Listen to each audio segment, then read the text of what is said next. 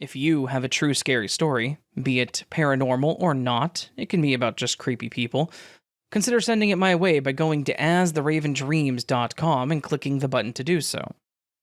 And of course, thank you.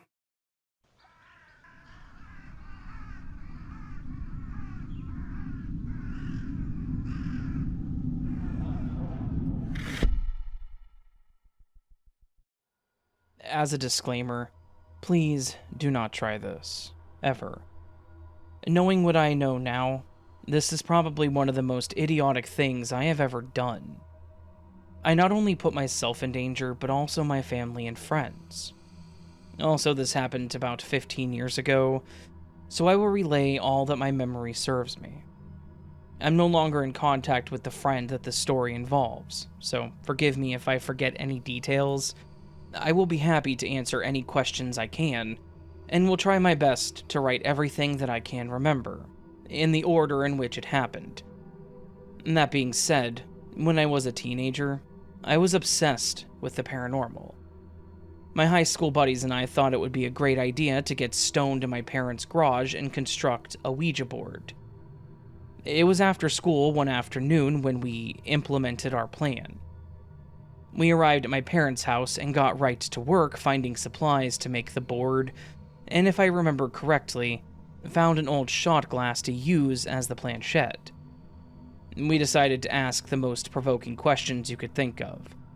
Everything the internet told us never to ask whatever was on the other side. But we wanted a big response. We wanted something crazy to happen. We got a response almost instantly, and we each thought the others were moving the planchette to mess with us. But we were soon to find out that it was real. I believe I was the one asking most of the questions. I remember asking, "When did you die?" The planchette moved to the numbers that we scrawled on the board. The exact year escapes me, but it was something in the late 1980s. I know I asked the spirit's name.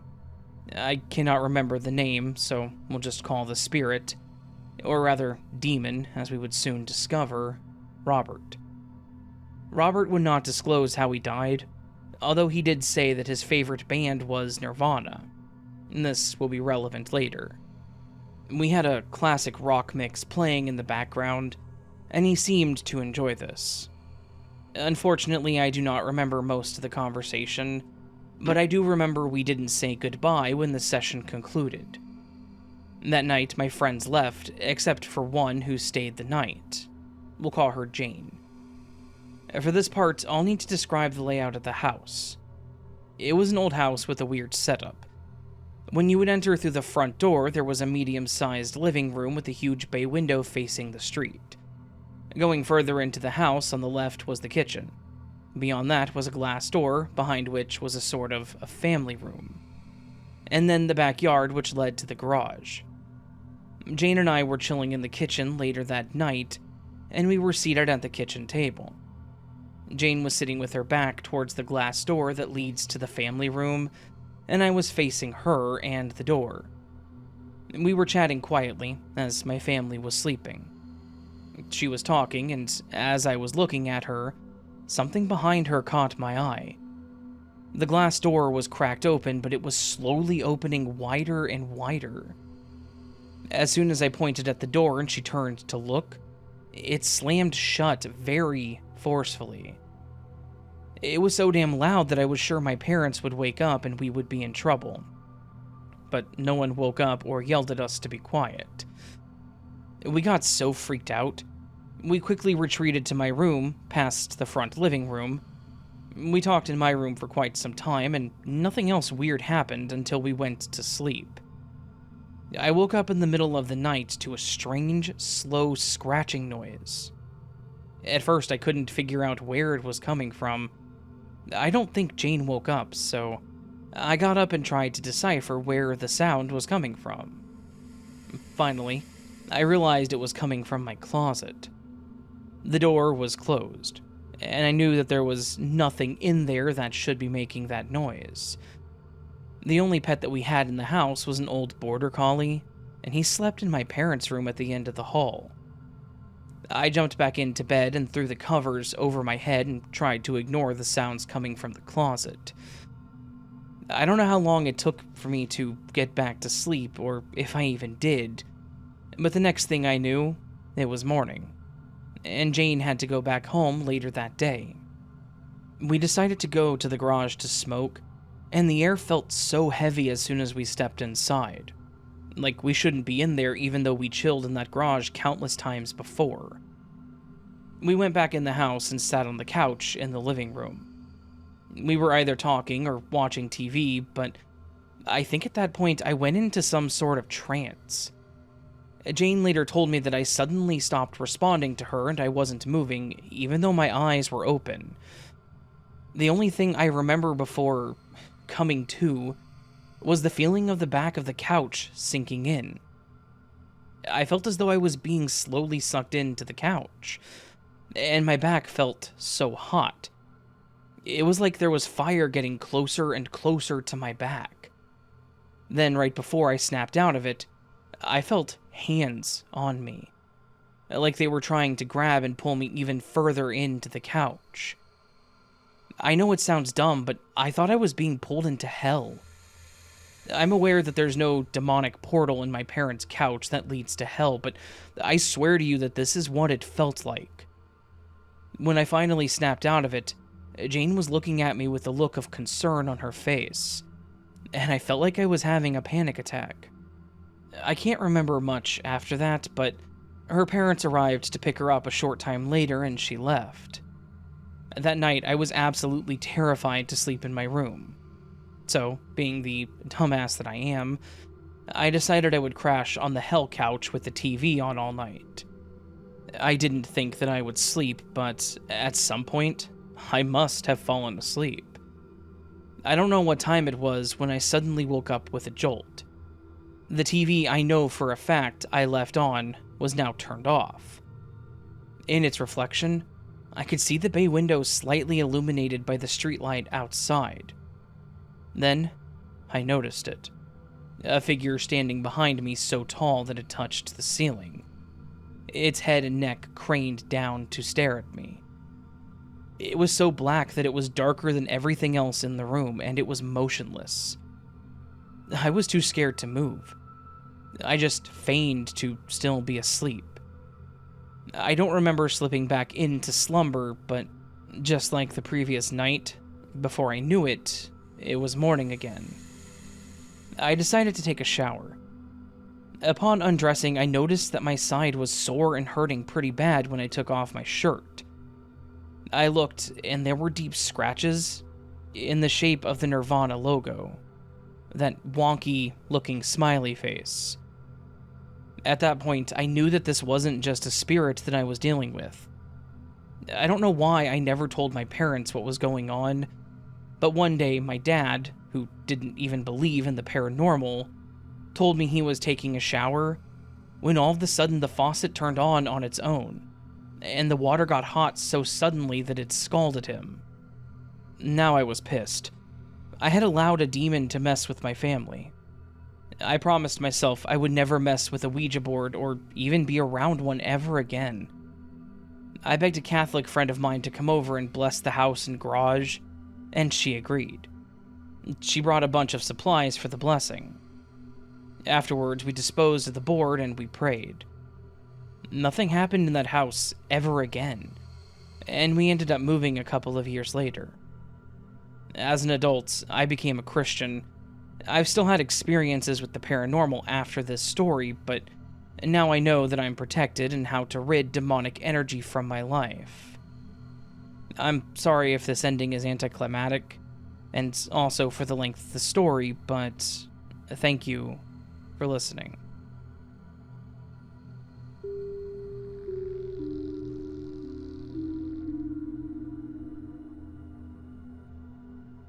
I was an English major at my university. I secured an internship with a magazine that was locally produced and was said to be the fastest growing magazine in the country. It was called Today's Woman. On one of my assignments, I went to a local old area that's quaint and cute, but also has plenty of every kind of modern convenience. but also a very rich history. I was supposed to write about the woman owner and her shop, which was located in a 2-story white brick house that was quite old. I would interview the owner and take some photographs of her in the old house. She told me that it was haunted and related that when she purchased the house, intending on offering large and small antique items that included furniture all the way to small items, it was beautifully decorated. Almost anyone could afford to buy something very cool in there, like an ornate notebook or pen, or an antique secretary desk with the bookshelves behind locking doors. I had a video camera as well as a standard 35mm camera at the time, since the digital camera's pixels and lux, light sensitivity, was rather poor at that time. I walked throughout and had interviewed the owner and had taken many photographs. She pointed out a nasty doll. Growing up, my mother had a plaster baby doll that I despised. That damn thing was possessed or something. My sister and I kept begging her to give it to Goodwill or to throw it out as kids. This doll could be her evil sister. The eyes rolled, batting the eyelashes with some little weight mechanisms in it. The paint was off its light pinkish white face, and she told me the story then. The place was sold to her, and they closed on the deal and she had the keys. She and her partner cleaned every door, window, and wall, or wall on both floors and the basement. They had its paint all refreshed everywhere. Nothing remained of whatever it had previously been. When she had stalked her cash register for that day, she saw that doll right at that spot. She would ask her partner about why they had that doll. In a few moments, she came in and asked her, and she said that she had never seen it before. She had only supervised new merchandise, like pens and Victorian-style notepaper and the antique furniture, vases and mirrors. No dolls. She looked it over, asking where she found it. Right here, in this little corner by the cash register, where it is right now. She pointed. No, she did not. She kept it there as it was strange. I would have burnt it, but I digress. Another thing is that a well-meaning neighboring business had called her to tell her they'd left on an upstairs light, and that it was clear some woman was in there and she had just met her and her partner, and they had just left her store to go home for the night, and saw the light come on. Off and on, this seemed to occur. So I ascended the staircase, and everything was glass and on glass shelving. I was taking a photo, being perfectly still. The owners were downstairs. All of a sudden, the weirdest vibration, sort of like high-pitched rumble, began. At first I thought it was just glassware singing as Crystal will as a big truck went by, maybe. I was still, but the rumble increased threefold, and then kept at that pitch of constant vibration. I videotaped it then. When I went downstairs, I mentioned the vibrations, and they looked at one another and told me that it happens, and they wondered if it would do it for me, saying that it wasn't a truck going by in the streets or any other explanation. People in Middletown, Kentucky, have seen the woman at that window up there many times with lights. If you look it up, it's called the Head House, because a doctor named Head had that building as his family's home, and I bet you could find it online.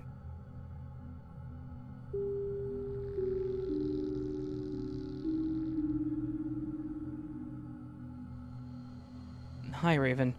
I hope that you share my story. Everyone thinks it was just a dream, but I was awake at the time. My parents were renting an old house from the 50s. I had my first room upstairs next to my parents'. Unfortunately, I moved later to the basement, which was also an active place, of course. I'm 19 years old in my room, on my airbed reading R.L. Stine book called The Room. I even remember the cover's picture. It was about a ghost trapped in an upstairs attic room, which was sealed shut tight. The spirit wandered out of the room and would act friendly to the main character in the hopes of coaxing them to open the sealed door. Eventually, the ghost in the story got her way and was released. The ghost ended up evil and tried to kill the main character in the book. I finished the book that night. I looked at the clock, and it was 3 in the morning. Yikes. I'd best get to sleep. My parents hated it when I would stay up super late and would hassle me, so I put my head down instantly. I was still awake and feeling like I was going to fall asleep soon, but my skin tingled, and the hair on the back of my neck went straight up, and I shot up right from my airbed. Something wasn't right. My vision was fuzzy from it being dark in my room, but I saw distinctively a swirling black smoke enter my room from the ajar door. It was seconds of seeing it, and I put my head down again on my pillow trying to pretend I was asleep. I did that a lot during my childhood years. I have many stories, but this one was the worst yet. This was different, and I knew it instantly. I never felt such a presence of pure evil before, and it's the most terrifying thing I ever felt. It was ancient. I can't describe it with words. The swirling smoke was the darkest and blackest thing I have ever seen. It reminded me of something as black and dark from the black sky at night, but blacker still. The smoke was something truly evil. When people speak about evil, it's superficial. However, this thing was a real source of evil. The fear was pure, and the ice-cold feeling went up and down my spine. I never felt such powerful evil and terror. This thing I knew was here because I allowed it somehow. Maybe it was the book that I had finished reading. I opened a portal of something that shouldn't exist in this world.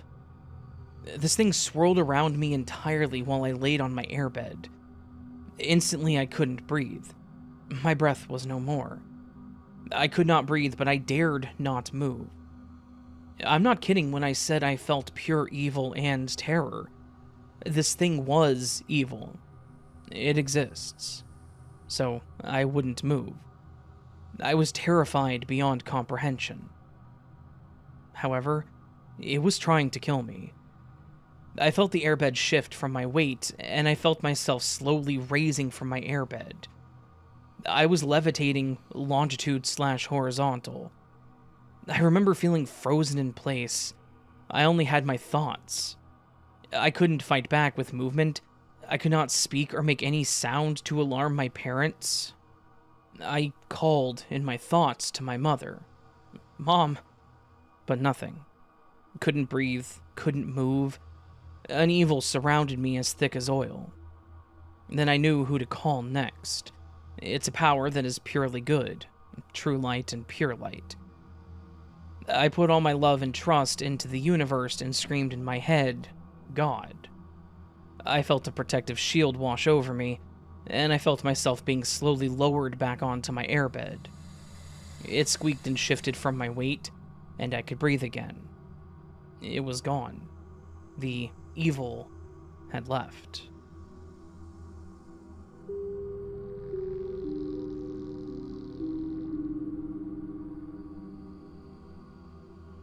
I wanted to tell you about the dream that I had last week. Or maybe it was a hallucination, or paralysis. Whatever it was, it left me feeling uneasy when sleeping in my apartment. The night leading up was extremely typical. I had come home at 11:30 p.m. from my boring second shift job. I changed into my athletic clothes and waited for my boyfriend to get to my place so that we could head to the gym. We like going late at night when it's fairly empty, so we normally don't get back to my place until 2 a.m. We shower and do our normal night routine of having a snack, brushing our teeth, and quick skincare. It would have been anywhere between 2:30 to 3 a.m. by the time we finally lay down to go to sleep. He's the type who falls asleep instantly and sleeps on his back, causing him to snore so loud that I'm genuinely surprised I haven't received a noise complaint from any of my neighbors. I, on the other hand, have a mind that wanders and keeps me up longer than I'd like. However, I do eventually drift off to sleep, I'd guess around 4 a.m. It couldn't have been much longer after when I had woken up, because it was still eerily dark and quiet outside. My boyfriend is still passed out beside me, and abnormally quiet himself. He's no longer snoring, as I lay facing away from him. My eyes are indeed open, and I find myself staring at my closet door, which is cracked open, and the light is on. Weird. I would never leave the door open, as I have a naughty cat who would destroy the contents of my closet in a matter of minutes. I would also never leave the light on, as I'm one of the weirdos who can't fall asleep unless it's pitch black and completely silent. But for whatever reason, my closet door is open, and the light is on.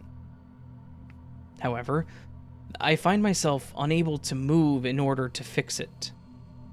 Then, suddenly, I get the feeling of impending doom, and I, in my awoken/dreaming state, can tell that beyond that door are two sets of stairs.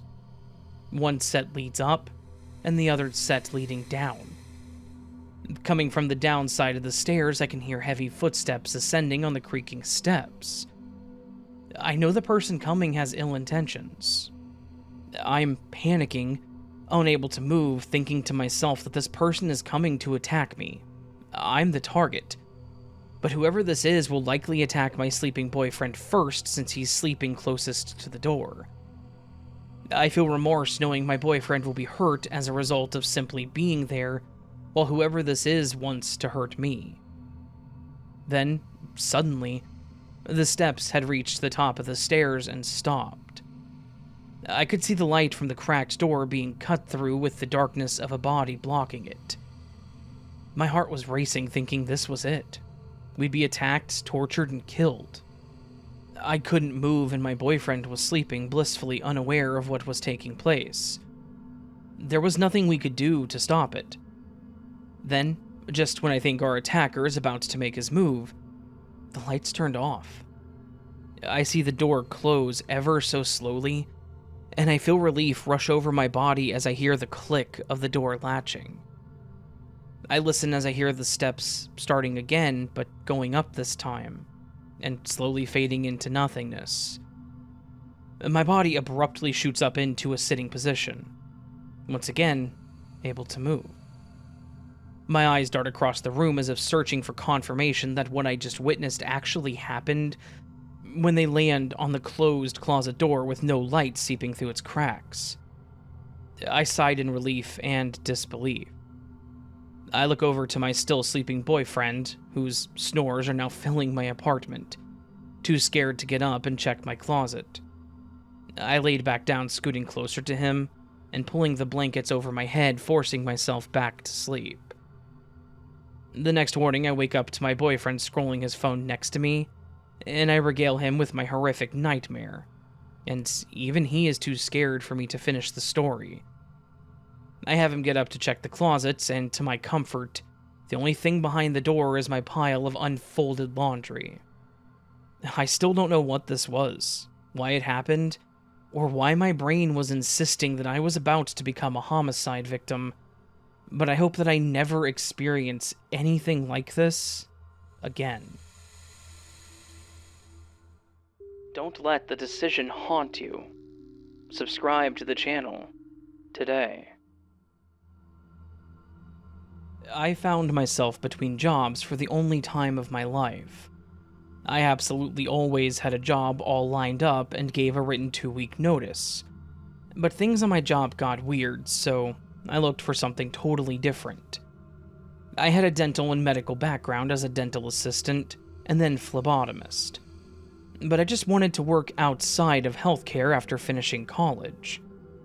I'd worked in business for 8 years at this point, so I've worked in many fields, including retail, for example, and staying in each profession for about 7 years. I have a solid work ethic and am no stranger to cold, hard reality. I've always been a worker and never took drugs. I'd felt it necessary to quit my business job. I lay thinking about how I needed to check the website of the university I had attended, Maybe by chance there may be a job online there. Any job. Then, if I could work, they would have options to take classes. I could get my master's degree, I thought. But alas, due to the swing shift, that was impossible. I located a job on the campus in security. I would need to go to a week's training at another college several hours away, pass a written exam and physical training. I'm a female and most of the other candidates were male, making for odd rivalry. So, I had taken an online detective training, and when I applied and got the job, I felt it was an interesting comment in my book that if one wanted to become a detective, one should work a security job of any type for 1 year. So I did. I was between jobs, so I seized that chance to do so. It challenged me physically, but I'd already had pretty advanced CPR and could write a hell of a comprehensive security report as an English major in college. What I needed was experience. Well, I got lots of that. The job exposed me to the understandable types of challenges, but also I experienced paranormal and strange phenomena. So I may post a few creepy stories later in my year and a half in the campus security. One black night, it was chilly outside. The dorms at the bottom of the hill seemed quiet, which was unusual. But it was early in the week, I reasoned. I'd walked through all the dorms and the main building on campus and locked them on time. Things were going well. I was glad since I was working alone until relief came at 11 p.m. I ascended the hill further to the library, and I gazed up at it. It was very pretty with the clear skies and a million stars, I thought. I was caught up and all was well. Then, a swooshing, burning, or sizzling sound came right past my left near my head. Turning, I saw this grapefruit-sized ball of orangish-yellow light. It sizzled and seemed to stand still just in front of me, and then zip way up as if to avoid features in the library's architecture. It was as if it wasn't just shot out of a possible flare gun from the direction of the dorms at the foothill, but moved with intelligence. At first I thought, fireball? Flare guns? But not when it could put on brakes near me and let me gaze on it, and then zip up super high over that more distant library. So, wow. I'd written my report line by line according to times as normal. Now my night was nearing being over. As I waited for the next shift for this one guy, I thought how a fellow worker had told me how he'd been behind an athletic building that backed onto the golf course and sat in the vehicle assigned to him and had gone to sleep.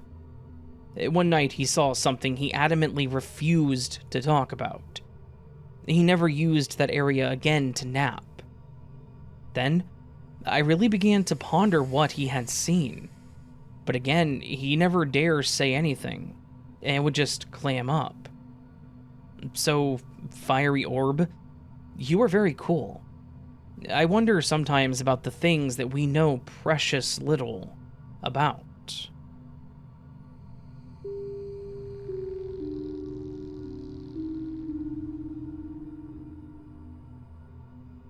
So, me and my family bought our house back in 2000. We were the first to live there and moved in after the house was built. The only explanations we have is that the clothing these ghosts seem to wear are like early 1900s, late 1800s, and you'll know why. The first ghost made herself known when I was 12 to 14.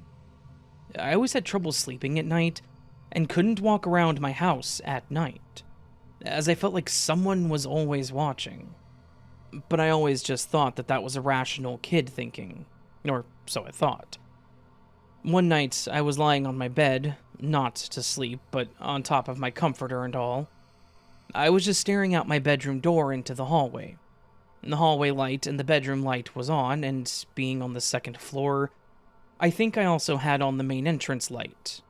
Think of a chandelier, where the entrance is where you can see the stairs right away, and you can see a bit upstairs as well.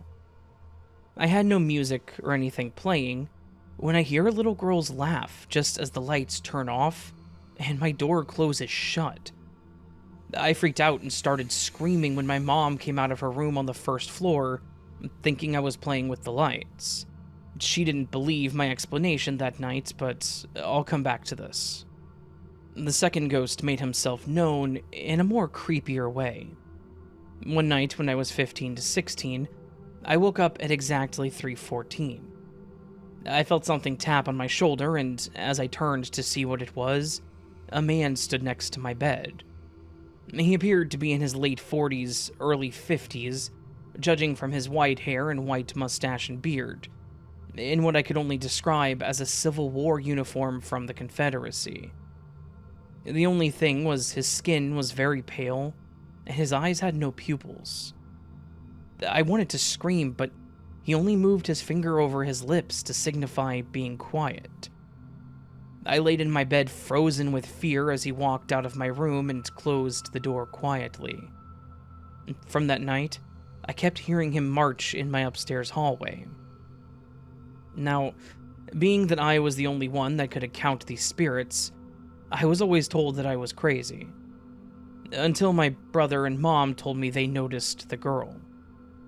She never did anything harmful, except she loves to play with us by hiding things somewhere where we know we didn't leave them, as well as returning them to where they were originally after we look everywhere.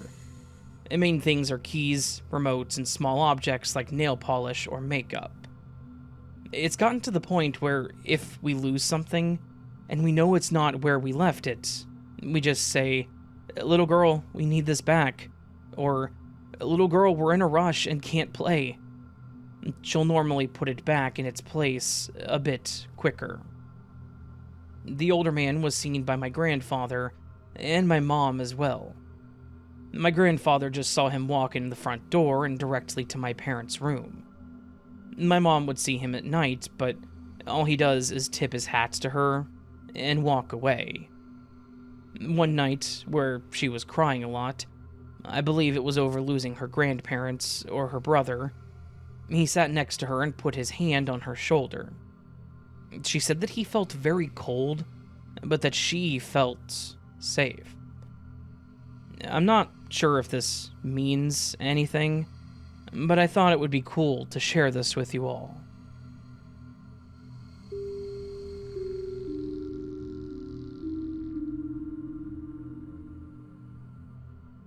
If my siblings or cousins listen to your videos, they'll recognize this story. My grandma used to tell us 2 horror stories every year for Halloween pizza parties. I always thought they were fake. One was about a Ouija board and another about her grandfather. The stories never changed or faltered in description, and she never told us any other horror stories, only those 2. My mother told me a few years later that my grandma, Luna, only tells these 2 horror stories because they really happened to her. So here's the grandfather one. When Luna was little, in the range of like 5 to 7 years old, she loved to be around her grandpa. He would visit Luna a few times a week. Every visit, he would put Luna on his lap and read her a book of her choice. This was her favorite activity that they did together. Her grandpa died not long after. Her parents knew how much Luna loved her grandpa, so they didn't tell her that her grandpa passed away. Not knowing that grandpa died, Luna continued to see him a few times a week, and would sit on his lap and he would read her a book. One of the evenings grandpa was visiting Luna, her mom was making dinner in the other room. "Who are you talking to, Luna?" her mother asked. "I'm talking to Grandpa," Luna replied. "Grandpa's not with us anymore, sweetie. He passed away." When Luna went to the kitchen to confirm with her mom that her grandpa was dead, she couldn't find him after that. He never returned to read her a story. The Ouija board story is a little bit more out there. The story was the reason I thought my grandma made these stories up. While I think this could have happened to her, I think some of the story is exaggerated. My grandma Luna was never super religious, until she got older. One thing she did know when she was young was that Ouija boards were evil. Her mother banned Luna and her brother, Sol, from ever bringing a Ouija board into their home. Well, When you're a kid and told you can't do something, you're going to do that very thing. Sol brought home a Ouija board. Luna and Sol tried out the board, and when they asked, "Is anyone here with us?" they received an answer. Goaway. Go away. Sol and Luna didn't listen. Who are we speaking to? LEAVEDONTUSCTHEBOARD. Leave. Don't use the board. They were creeped out and decided to bury the Ouija board in the back of the closet, where their mother couldn't see it. Sol and Luna forgot about the Ouija board for a few months, until Sol suggested they should use the Ouija board again. Okay, replied Luna. A few minutes later, while Luna was busy doing something else, she heard a scream from the hallway. Sol? Sol came out running down the hallway. Don't go in the study, he screamed. Why? When I pulled out the Ouija board, there was a ghostly white woman in a dress with a broken jaw. She was hanging from the ceiling by a noose and said to leave. I threw the Ouija board into the study and slammed the door. I will never go back in there. And while my grandmother never saw the ghost, she swears that her brother never stepped foot in the study again. And they did get in trouble for the Ouija board. I know these stories aren't long, but I truly believe that my grandma did sit on her grandpa's lap multiple times after he passed away. Her stories never changed like a made-up one would. They never evolved or got more detailed. They always stayed the same.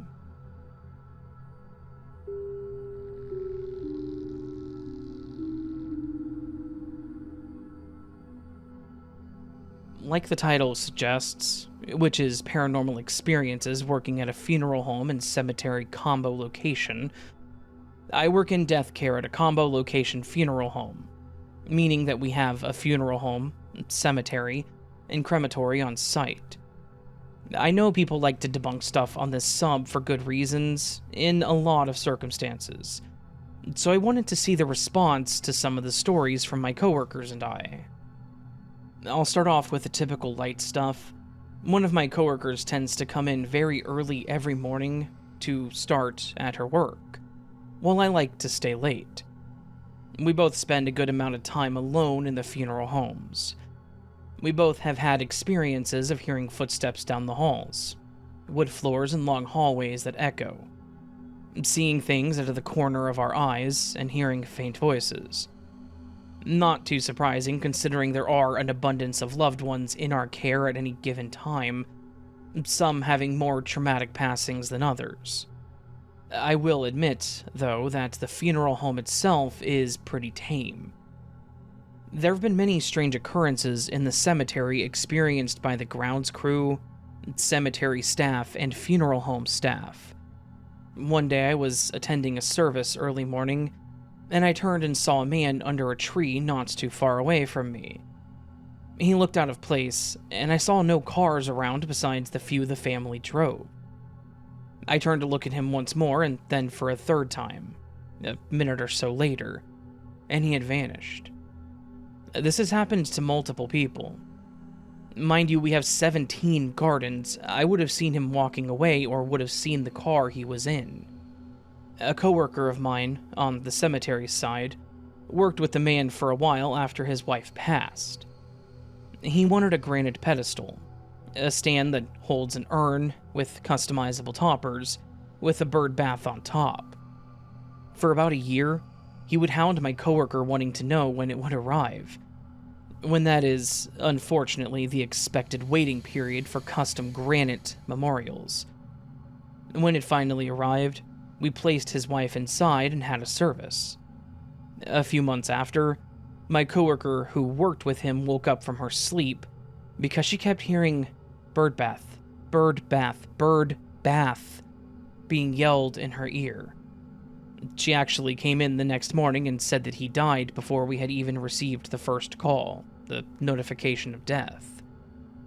Lastly, to avoid this being too long, is 2 stories about our chapel mausoleum. It is the only mausoleum on site with an interior and has large stained glass windows and rows of chairs to sit and visit loved ones, or for when services are held inside.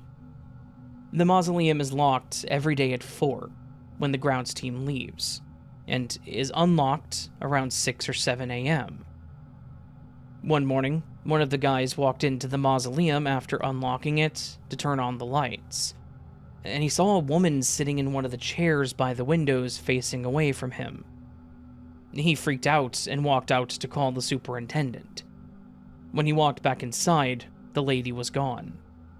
There was only one entrance to that mausoleum that he was standing right in front of. We hear knocking and shifting noises all the time in the mausoleum.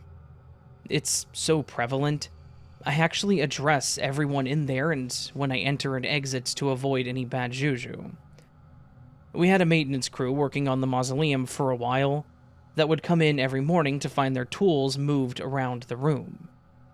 They would set them on one side of the chapel and come back to them on the other side of the room. One of the workers said that he would never come back. Well, this post isn't very short. It's the shortest I could make. The cemetery is spookier than the funeral home, but I would love to hear what you all think of these stories.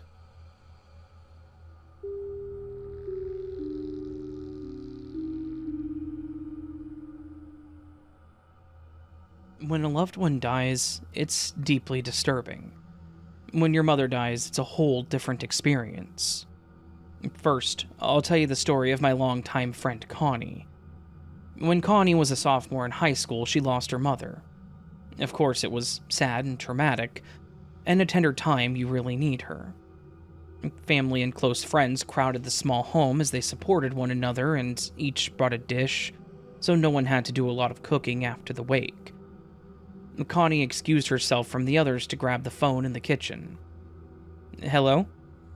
Connie. And then static. And then once again, Connie? And more static. Mother? She said incredulously. Mother? She demanded, but there was more bad static. Then the call disconnected. By now, 3 family members were by her side thinking she was just having a meltdown or something, but had to admit that the phone had definitely rang. Now Connie is 75 and still insists that that call was her mother, and that their phone never had static, even one other time except that day. When my mother died, it was quite sudden, which is like a fatal earthquake to your life. Her bedroom was across the hallway from my own, and after she died, I closed the door to it and everything was perfect inside. The light was out, and I went into my bedroom to bed. It was a physically exhausting day as well as being emotionally exhausting. The routines imposed on my life of full-time work and responsibilities were mangled, rerouted. I lay down and drifted to sleep, a welcome escape from the new emerging realities. Suddenly, I was awoken by a short, definite command. Carla. I never awoke in the night, but though I did not believe I was dreaming, I tested it with my eyes open. Otherwise, I was too scared to move. Carla, she repeated. I raced to her door and threw it open now. I flipped on the light switch, but just the empty room met me. And later months down the road, I was in my bedroom and still had the L-shaped hallway that connected all 3 bedrooms. And the bathroom had a main light and a light switch that clicked, definitely when you put it on or off. A loud, distinctive slap sound because you had to hit it with your hand. It was not a newer Mercury switch that is silent and velvety smooth, turning it off and on. Mother always would tell everyone, turn off this hallway light. And so now I had that on as well as my overhead bedroom light. Suddenly, I heard that light switch slap off, which is impossible, and I can't forget that.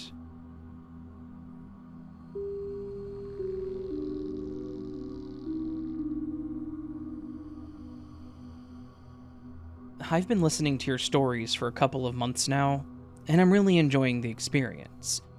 So much so that I feel comfortable finally talking about this. I've never talked about what I saw late one night. I think mostly because I didn't want to sound crazy. Well, here it goes. I was up late one night. It was about 1:30 a.m. I don't usually stay up that late, but the next day was my day off, and I didn't have anywhere to be, and I'd gotten sucked into watching TV. I was just sitting on the couch, not laying down or slouched over. I only had water and soda to drink. I was not under the influence of any drugs. I wasn't tired yet, and I was still really into watching TV. Then, out of the corner of my eye, I saw something in the corner of the ceiling. When I turned my head and looked up, I saw a dark gray cloud start to manifest in the corner of the ceiling. I couldn't help but just stare. I was confused and curious, but not afraid.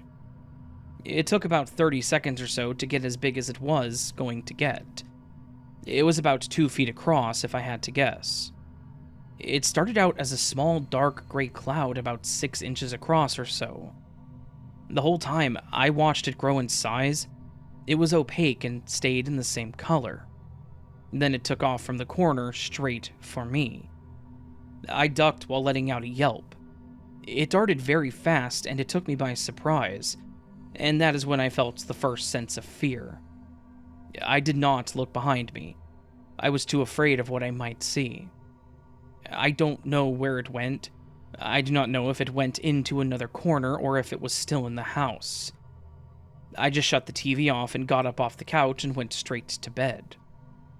My husband was already in bed asleep, so a quick cuddle and I felt safe enough to fall asleep.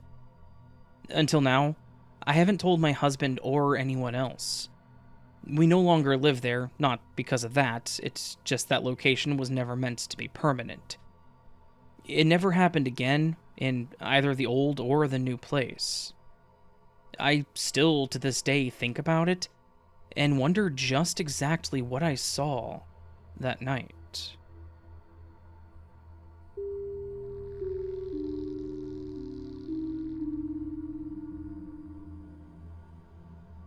I was a female of 21, and our family friend was in his very late 70s.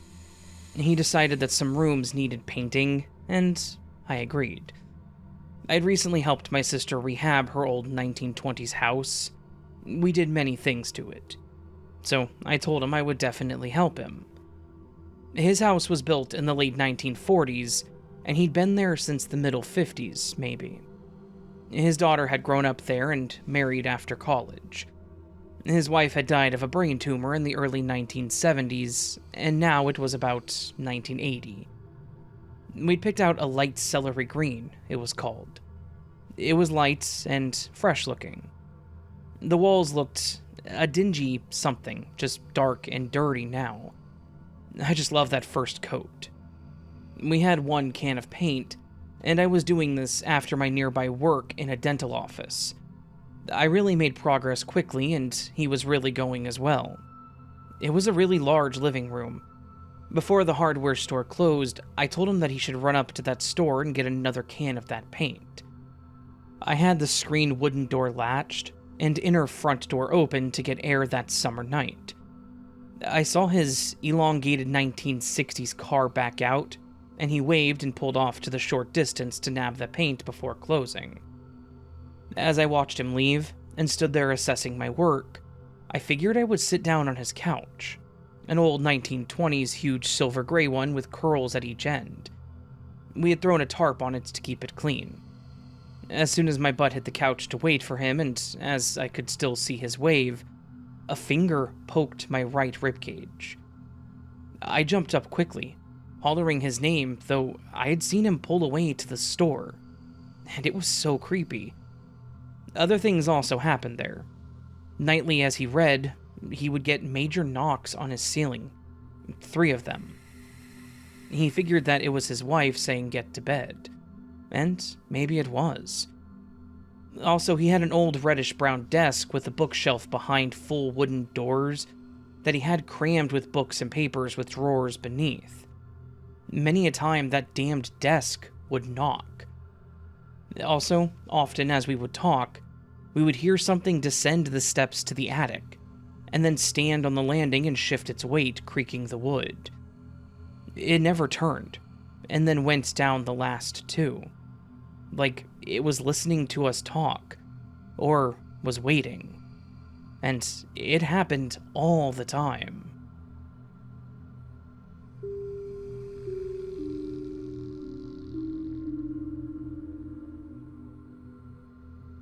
Hi, Raven, and everyone. Just a true quick story for you.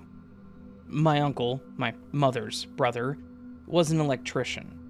He learned the trade in high school, passed a rigorous exam, and entered the military, where he used his expertise on airplanes to keep them airborne. When he got out of the service, he worked for a couple of companies, doing work as an electrician, and then opened his own security systems company. My mom and I always followed crimes, so when the family assembled often at Grandma's house, he would talk about commercial break-ins and residential terrors all the time, since my earliest memory. He realized I had an aptitude for helping him evaluate premises for security and how someone could attempt to break into the place.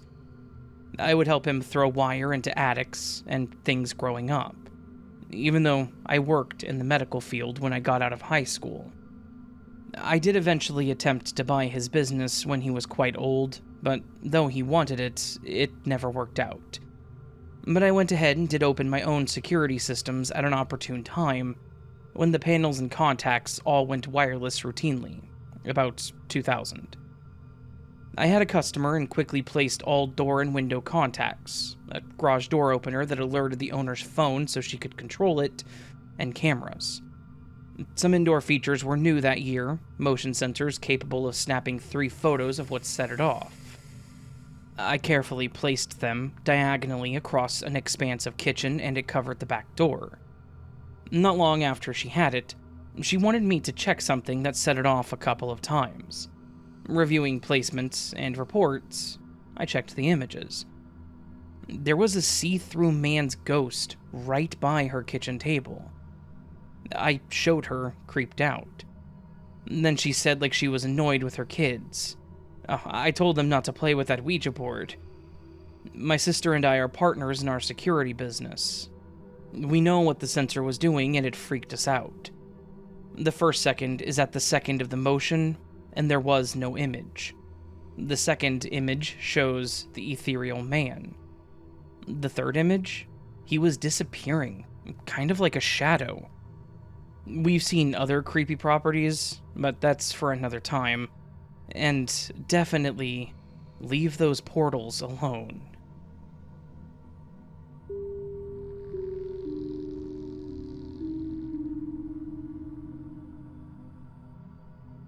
Hi, Raven. I recently discovered your podcast and have been enjoying listening to all the stories. I've always believed in the paranormal, but after my mom passed away 10 years ago, I felt frustrated that I never saw her in a ghostly presence. Instead of visiting me this way, I'd often have encounters with her moving things for me, specifically things that I thought I had misplaced. It wasn't until 2 years ago when I had my most vivid dream of her, and I later realized that she came to me to warn me of a betrayal. My mom and I had a great relationship, and I was devastated when she passed away when I was only 21 years old. My dad had not handled her illness and passing well, and he was cheating on her while she was sick, and continued to make poor decisions as soon as she was gone. This resulted in me having a very strained relationship with him. At this point, my mom had been passed for 8 years, and at the time, my relationship with my dad was great. He had remarried a few years ago and had 2 stepdaughters that just finished high school. I remember thinking that my dad was being so nice to me at the time and that he wanted to spend a lot of time with me, and even gave me my mom's jewelry after I had asked for years. Everything was peachy, right? So I was extremely disturbed when I had a dream on a Tuesday night that left me waking up in tears. In my dream, my mom was angry with me. Like, very angry with me. But she wasn't saying anything. I could tell by just looking at her. She then began stabbing me in the back repeatedly while staying silent. I was so upset when I woke up. Had I upset her? Was she mad at me? A week later, exactly, my dad FaceTimed me, despite living 5 minutes from me, to tell me he was expecting a baby with his new wife. My dad is 63 years old, had just had his first grandchild. I was extremely distraught, angry, and disturbed. That's when I connected the dots with the dream, and I reached out to my friend who was well versed in assessing dreams. She directed me to a book and told me that Wednesday is a common day for the dead to visit us, and that my dream was probably into the early hours of Wednesday. I 100% believe that my mom was warning me of this serious betrayal. There's more to the story of my dad's lies, but he just wasn't a good dad in many ways. The anger, the backstabbing, the silence, it was all a warning of the big bomb that he would soon drop on me. And thanks for listening.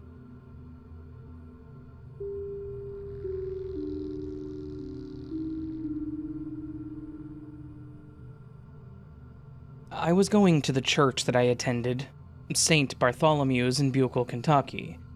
They advertised a Bible study, so my sister and I signed up and attended. It was the first night of it, and it would be weekly. A reading was read by one group member first, and we had a study guide of questions to create conversation as we dissected the meaning of the passage from Revelations. Each person in our small group said something, and then it was my turn. I began speaking to this group of strangers, and everyone gave me this rapt attention. I thought, wow, they must think what I'm saying is profound or something. It sort of encouraged me, so I continued to lend my critical library analysis. When I finished, the group stared at me and then said, "While you were talking, one book came away from all the others. Then, as you continued, another book moved as if a hand was slowly moving those books one at a time. And when you stopped, it stopped."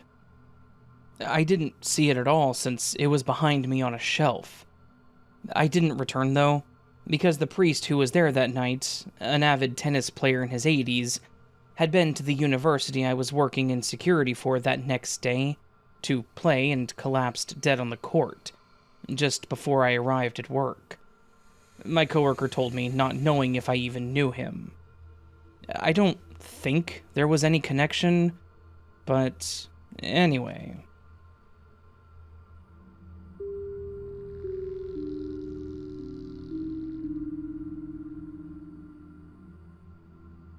Hi everyone. I live in Louisville, Kentucky, home of the Kentucky Derby. About a 45-minute drive is a very old, quaint town called Bardstown. In the early days, the sheriff was the first cousin of Jesse James. Because of this, the gunslinger would get into trouble and make it to Bardstown to hide in the cave system. There also was an inn called the Talbot. It's still there, and they call it the Talbot's Tavern. It's on a national register of being one of the most haunted places in America, as is Waverly Hills in Louisville. When you go to Talbot Tavern, you see a bar as well as a dining table, and former slave quarters with dining and bar. And then upstairs are rentable rooms. One has on it Jesse James's room. My sister had kept up with her first-grade teacher that she loved dearly. She was a Catholic Sister of Charity of the Nazareth. Their convent territory is right in Bardstown and housed a large university. Since she wanted to pay her a visit and go to lunch, we picked the Talbot. After eating, we ascended the steps and looked around, and I said I wanted to take their photo in front of that door. Only 3 others were up there looking around at the other end from us. I've taken photos with my dad for years. I know when someone blinks a lot and will know if something passes my camera the second I shoot. I grew up with 35mm film, and I got good at catching these problems, so my pictures weren't ruined as you paid by the frame. But this was a new digital camera. Still, as someone, a man, walking around walked in front of my lens and my picture was ruined, I told them, and they both said, no, no one walked between us and you. I then said, well, anyway, let's redo that. So I got home, and on my desktop computer was the black figure of a man, and the edge of his lower body looked like someone had chopped his image off with pinking shears, like a fakey ghost costume. I will tell you some more Bardstown stories soon. I want to say that digital captures ghosts and orbs best for some reason, and I believe it's because it picks up on electricity or energy.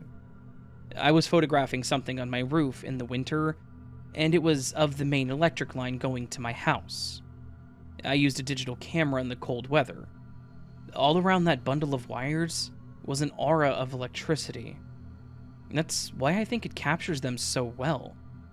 Also, if you snap a stun gun any season, it cracks, flashes a bit, but in the cold weather, that electricity goes way further, out like a ball of fire. Souls are electricity minus the matter of the body, and electricity is fascinating. It's invisible mostly, but not always. It can cook, light, protect, or kill. It always was, is now, and always will be. It can shock a person's heart back to life or fry them on a live wire. It lights our way, and enervates almost anything we can harness it for. Yet, it can overpower us quickly. And it has definite laws of all of its actions.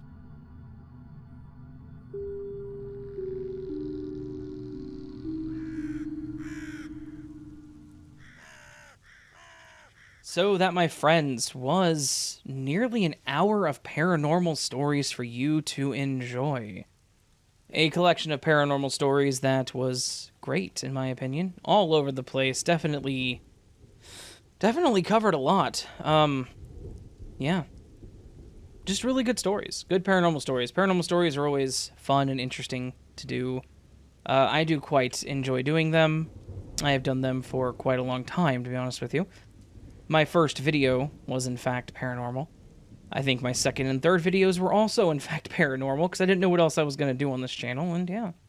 Overall, good stories. Fun stories to read. Always interesting and terrifying, in my opinion, so hopefully you all enjoyed them as well. If you did, please do hit that thumbs up button, as I would greatly appreciate that, and it helps the video do better. You can also subscribe to the channel if you're new. That helps tremendously as well. You can go down below the video and leave me a comment with your thoughts, how you're doing, or anything else you want. You can leave me a comment with what your cat, if you have a cat, is currently doing, and that would still help the video do better. Interactions are key in the YouTube world, and you interacting with my video helps the channel grow. So, you can also do a super thanks, which is a tip to the channel here on YouTube. Always appreciated, never expected. Or you can do the other thing, which is joining memberships or Patreon, the join button down below the video, or the Patreon link down in the description, where you can get early access to content like this and other things depending on what you sign up and how you sign up. Patreon definitely has more options and more things you can get, because I can't do anything physical with YouTube memberships, so there's that. But yeah. Nothing really else to say. Hopefully you're having a beautiful week. Hopefully I am as well by the time this goes up. I am presently at the time of recording, just a little tired, but there's that. I'm always tired, to be honest with you. It seems that just comes with the summer. As it gets hotter, the more tired I get during the day. I just kind of want to sleep. It's like I have seasonal affective depression, but it's the opposite for most people. Summer depresses me to the point where it's like I'm going to go to bed at 2 in the afternoon because I'm tired. I don't do that, though. I typically just work through it, so... Yeah, hopefully you're having a great day, and I see you again here very soon. But until then, remember, you are loved, you are valid, you are important, you are the best you that you can be. Do not forget it. Don't let anyone tell you otherwise, and until I see you again, my friends, much love, and sleep well.